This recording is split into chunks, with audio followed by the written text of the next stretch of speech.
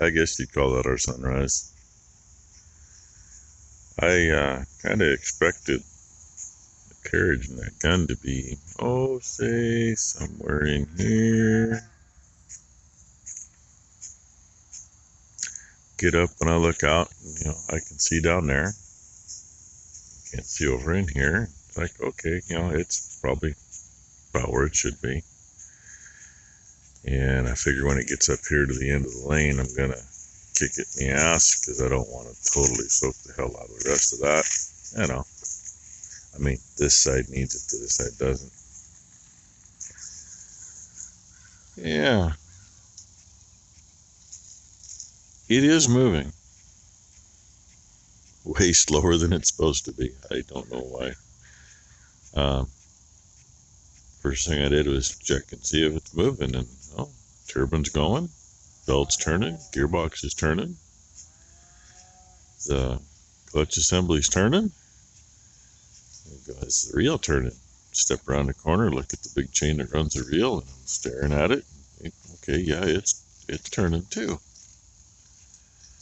I think I'm going to kick it in the butt a little bit, because I think it was about 9:30, 10 o'clock yesterday when that got pulled out. I might have had that done before Ty got up here. I don't remember. If it wasn't then it was about 7 o'clock. I don't know. So it's laid a lot of water out in a very short distance. Yeah, we're recycling. It's running down to the creek and coming back to the pump and coming back underground and flying in the air and sending it back down here. Anyway, I'm going to speed her up. And I guess we're not going to move cows into that piece today. Maybe get the other one moved. And I don't know what today's really supposed to bring. I think the clouds are actually all leaving because they are headed southwest. Most of our storms come out of the southwest, so maybe they're just going to go down there and build back up and come back in. I don't know. Anyway, Ty's goofing off today, which thrills me. Well, this worked out okay, I guess, because the next move for this big one is hook all those pipes up back across the three-corner piece so we can get down to where the cows actually are at the moment. And that's a pain by myself, especially where we got like 3 of those pipes chained together. It takes 2 people to reconnect stuff. Because I'm not unchaining those 3. They're staying together till we're done.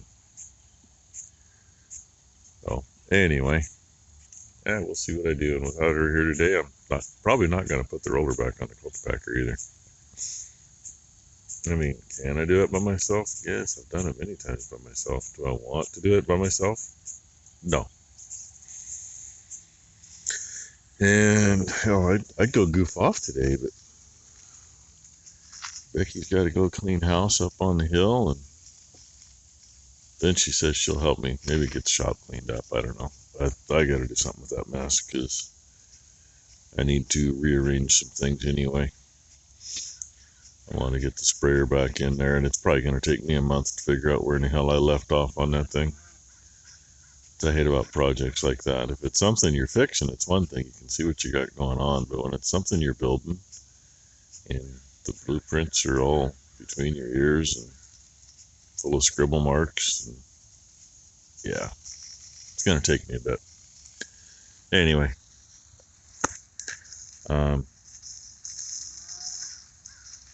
I guess everybody keep hoping and praying that people survive the Ian. It might get nasty for some, and then I hear there's another one sneaking up behind yet. Last night was still a tropical storm, but it may not be by now. I don't know. I don't get the news much. Look, she's not spraying anywhere. There ain't no water flying at that end either. I actually had the turbine set at the right speed. And of course, when I came over and I looked, that's all turning. That was turning. This was turning. But this wasn't turning. It's friction drive. It's pressure of the chain on that rubber. And, well, see how loose that chain is.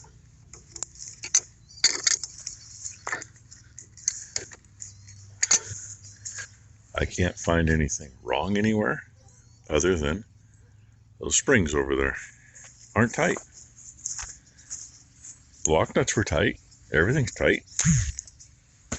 So at the moment, the only thing I can figure is the last time we had everything apart, we didn't suck those springs up tight enough. I don't know. And of course, I'm sure that chain has stretched, which doesn't help. So, no, I mean, I just broke the lock nut loose here, but there's no tension on those springs at all. And I shouldn't be able to wiggle that. So, that's what I'm going to do. I'm going to tighten her up.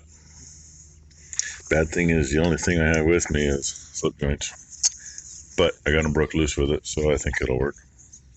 Yeah, I think I'm going to call it good there. I literally just moved like 2.5, 3 inches on that. But there's some tension on the springs now. I put the hand crank on the clutch and I pulled up until, yeah, brought about 10 feet of that up off the ground then, and I couldn't turn it at all. So I better do it. I mean, I don't know. We've had more line out than this, and over hills and everything else. I mean, God, you know, she pulls up the other side of those fruit trees on this steep hill. But this might explain why every now and then it ends up a little slow, and I can't find anything else wrong. No reason for that to have been that loose. Cable's not undone someplace. You know, it's still, reel is still in the holders where it belongs. Nothing's moved there. But hey, chain's tight now. I mean, I'll give it this much. I know that friction's getting worn, but it ain't dead yet. Well, she be turning now. Leaking like a sieve, but turning now. I got up here, I forgot I had backed the turbine off. It was pretty well shut down. And I'm going, wow, it's not leaking much. That's unusual. Yeah, so I turned the turbine on and it started to turn it. It goes pop and starts freaking leaking like a sieve. Yeah, I don't know.